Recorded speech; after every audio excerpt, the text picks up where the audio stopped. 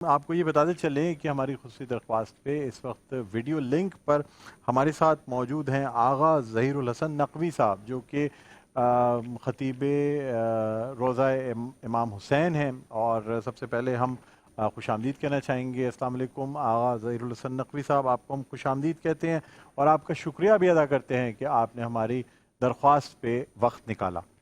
وعلیکم السلام ورحمۃ اللہ وبرکاتہ۔ سب سے پہلے تو میں آپ کی خدمت میں بسلسلہ ولادت باسعادت ختمی مرتبت خاتم الانبیاء خاتم النبیین وجہ تخلیق کائنات رحمت للعالمین حضرت محمد مصطفیٰ صلی اللہ علیہ وآلہ وسلم تبریک اور تہنیت پیش کرتا ہوں۔ اللہ رب العزت ہم سب کو نبی رحمہ محمد مصطفیٰ صلی اللہ صلی علیہ اللہ وآلہ علیہ وسلم وآلہ کی وسلم۔ سیرت و کردار کو سمجھنے کی اور اس پر عمل کرنے کی توفیق نصیب فرمائے۔ آمین آمین سمو آمین۔ علامہ صاحب، ہماری خصوصی نشریات ہیں ماہ ربیع الاول کی، رحمۃ للعالمین صلی اللہ علیہ وآلہ وسلم۔ اس ہماری ٹرانسمیشن کے توسط سے کیا میسج دینا چاہیں گے کہ کس طرح ہم اپنی زندگیاں گزاریں اور سیرت طیبہ صلی اللہ علیہ وآلہ وسلم کو اپنی زندگیوں میں شامل کر کے کامیاب زندگی گزار سکیں؟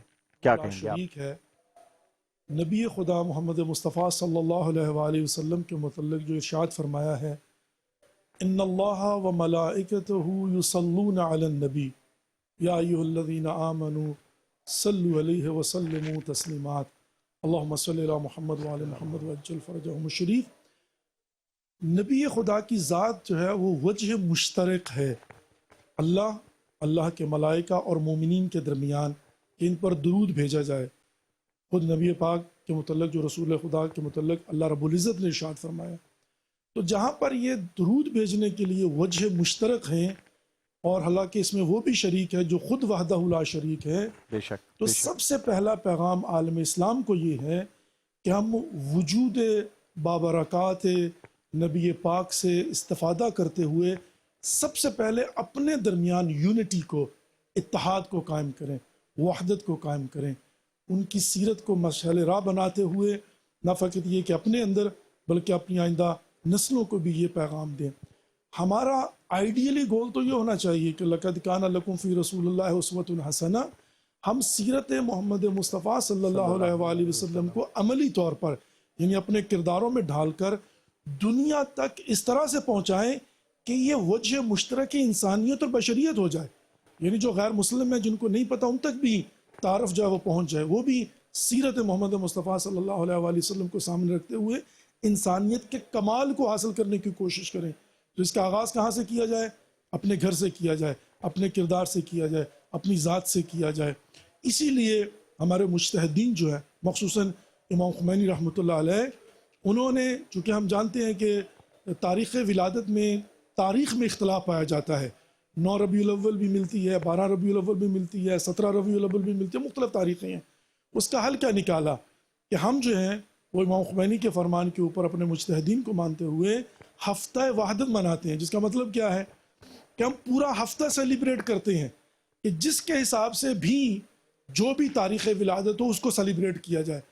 یہ رحمت للعالمین اتنی بڑی ذات ہے، اتنی بڑی شخصیت ہے، یعنی آپ تصور کیجئے کہ اللہ رب العزت نے قرآن کو جس رات میں نازل کیا ہے، انا انزلناہ فی لیلۃ القدر، جس رات میں نازل کیا اس کو 1000 مہینوں سے بہتر رات قرار دیا، اسے لیلۃ القدر قرار دیا، وہ اتنی بابرکت رات ہے۔ تو تصور کیجئے جس قلب پر قرآن نازل ہوا وہ کتنا بابرکت ہوگا، وہ کس قدر اہمیت کا حامل ہوگا۔ تو اس نبی پاک محمد مصطفیٰ صلی اللہ علیہ وآلہ وسلم کے نزول کے دن، ظہور کے دن، ان کی ولادت کے دن حق بنتا ہے کہ پورا ہفتہ یونٹی کا بنایا جائے، سیلیبریٹ کیا جائے، ان کی سیرت و کردار کو ڈسکس کیا جائے، نوجوان نسلوں تک پیغام پہنچایا جائے، اور آج کے تمام تر میڈیاز کو یعنی تمام تر پلیٹ فارمز کو استعمال کرتے ہوئے انسانیت کے گوشہ و کنارے میں ان کی زبان میں رسول خدا کا فخر کے ساتھ پیغام پہنچایا جائے۔ سبحان اللہ سبحان اللہ، بہت خوبصورت انداز میں آپ نے بیان فرمایا۔ آغا صاحب، اللہ تعالیٰ ارشاد فرماتا ہے وَمَا أَرْسَلْنَاكَ إِلَّا رَحْمَةً لِّلْعَالَمِينَ، یعنی بے شک ہم نے آپ صلی اللہ علیہ وآلہ وسلم کو تمام جہانوں کے لیے رحمت بنا کر بھیجا، صرف مسلمانوں کے لیے ہی نہیں، انسانوں کے لیے نہیں، بلکہ تمام جہانوں میں بسنے والی تمام مخلوقات کے لیے باعث رحمت ہیں۔ کیا فرمائیں گے سر؟ آپ کی خدمت میں عرض کروں کہ اس میں کوئی شک نہیں ہے کہ قرآن پاک میں رحمت للعالمین، یہ جو عالمین کا ٹائٹل ہے، یا تو اللہ رب العزت نے اپنے لیے استعمال کیا، بسم اللہ الرحمن الرحیم، الحمد للہ رب العالمین، بے شک جو کہ پورے عالمین کا رب ہے. تو جہاں جہاں تک خدا کی خدائی ہے، وما ارسلناک الا رحمت للعالمین، وہاں کے لیے نبی پاک محمد مصطفیٰ صلی اللہ علیہ وآلہ وسلم رحمت ہے. جس کا مطلب یہ ہے کہ وجود نبی پاک رحمت وجہ تخلیق کائنات ہے. کائنات کو خلق ہی خدا نے ان کے وجود بابرکات سے کیا ہے. یہ رحمت للعالمین ہے، مطلب ان کی سیرت و کردار رحمت ہے کہ جب بھی انسان خوشبختی چاہتا ہے، اور جو مقصد تخلیق انسانی ہے، اللہ رب العزت نے جس مقصد کے لیے انسان کو خلق کیا ہے، الدنیا مزرعۃ الآخرہ ہے، آخرت کی کامیابی کے لیے، وہ اس طرح سے رحمت ہے کہ یہ ہمارے لیے سیرت ہیں، عملی نمونہ ہیں کہ ہمیں جو ہے وہ اس راستے پر چلا کر اس منزل تک پہنچنے میں ہماری مدد کرتے ہیں. وَإِلَّا انسان گیچ ہوتا، گم ہوتا، کیا کرے، کیسے جائے؟ اہدنا الصراط المستقیم، کون سا راستہ، اس پر کیسے چلنا ہے، نماز کیسے پڑھنی ہے، رضائے خدا کیسے حاصل کرنی ہے، قرب خدا کیسے حاصل کرنا ہے، خوشنودی خدا کیسے حاصل کرنا ہے. رحمت ہے یعنی مزاج خدا کو جانتے ہیں. ماہ مبارک رمضان کے متعلق اگر جاننا ہو کہ رمضان کی اہمیت کیا ہے اور اس سے بھرپور استفادہ کرنا ہو، تو بہترین رحمت کیا ہے؟ خطبہ شعبانیہ رسول خدا، کیونکہ وہ اللہ کے مزاج کو جانتے ہیں. اللہ کے نبی نے ہمیں بتایا ہے اپنی سچی زبان سے کہ خدا کو راضی کیسے کرنا ہے، توبہ کیسے کرنی ہے، گناہوں سے توبہ کیسے کرنی ہے، خدا کا قرب حاصل کیسے کرنا ہے. تو یہ رحمت ہے، وجود رحمت ہے، سیرت رحمت ہے، ان کی گفتگو رحمت ہے، ان کی حدیث فرامین رحمت ہے ہمارے لیے. تو ان کے معاملات رحمت ہے، دشمن سے ڈیل کیسے کرنی ہے، دوست سے ڈیل کیسے کرنی ہے، ماں باپ کا احترام کیسے کرنا، عملی طور پر جو نبی خدا نے کر کے دکھایا ہے، یہ سراپا وجود رحمت ہے. ہاں یہاں پر وما ارسلناک الا رحمت للعالمین، بھیج دیا. تو ایک میسج بھیجنے والے کی ذمہ داری ہوتی ہے، ایک ریسیو کرنے والے کی. اب اللہ رب العزت نے رحمت بنا کے بھیج دیا، تو ریسیونگ اینڈ پر ہمارے پاس بھی تو وہ کیا کہتے ہیں یعنی وائرس فری ریسیور ہونے چاہیے نا. ہمارا بھی تو دل پاک ہونا چاہیے نا، تاکہ اس رحمت کو وصول کر سکیں، تاکہ اس رحمت کو قبول کر سکیں اور اپنے وجود میں ڈھال کر دوسروں کے لیے باعث رحمت بن سکیں.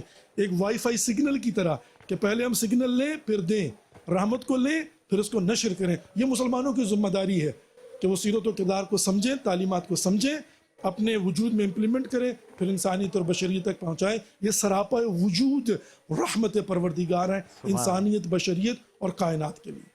سبحان اللہ، سبحان اللہ. آخری سوال آپ سے کرنا چاہوں گا آغا صاحب، مجھے بتا دیجیے گا کہ رسول اللہ صلی اللہ علیہ وآلہ وسلم نے جس وقت خطبہ حجۃ الوداع میں ارشاد فرمایا، آخری خطبہ دین کی تکمیل ہو گئی، آپ صلی اللہ علیہ وسلم نے فرما دیا کہ اب تمہارے درمیان اللہ تعالیٰ کی کتاب قرآن مجید، سیرت طیبہ اور اہل بیت چھوڑے جا رہا ہوں. کیا کہیں گے، کس طرح سے ہم استفادہ حاصل کر سکتے ہیں؟ خطبہ حجۃ الوداع جو ہے وہ ایک کمپلیٹ لاہ عمل ہے، جس میں ڈسکریمنیشن فری سوسائٹی کی رسول خدا نے بات کی ہے، خواہشات پروردگار کی بات کی ہے، اور ایک آئیڈیل کیا ہونا چاہیے اس کی بات کی ہے.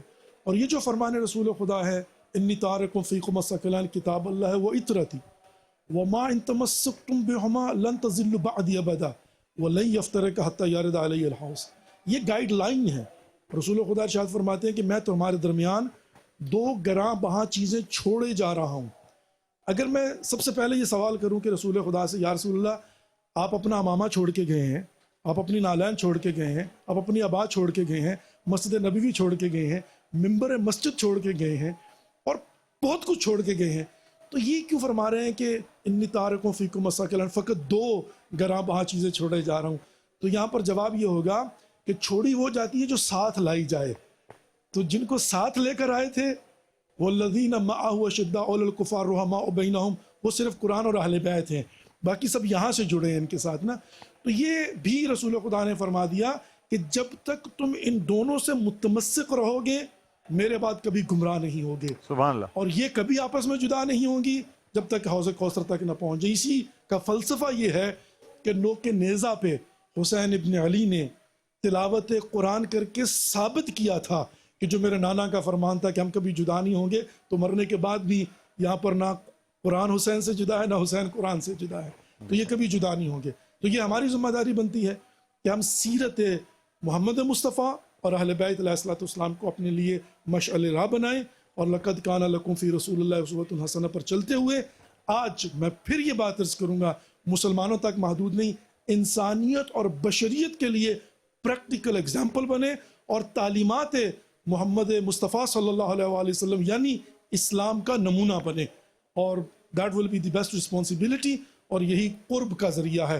ایک مرتبہ پھر میں تمام تر دیکھنے والوں کی خدمت میں جو اس وقت جشن منا رہے ہیں، خوشیاں منا رہے ہیں، خوشیاں بانٹ رہے ہیں، خدا کی بارگاہ سے رحمات کو سمیٹنا چاہتے ہیں رحمت اللہ عالمین کے صدقے میں، سب کی خدمت میں ہدیہ تبریک اور تہنیت پیش کرتا ہوں، اور یہ گزارش کروں گا کہ جہاں پر سیلیبریٹ کر رہے ہیں وہیں پر سمجھنے کی کوشش کریں پیغام محمد مصطفیٰ کو، تاکہ دل مصطفیٰ ہم سے راضی ہو جائے، اور تاکہ قیامت کے دن رحمت للعالمین کی شفاعت ہمیں نصیب ہو انشاءاللہ۔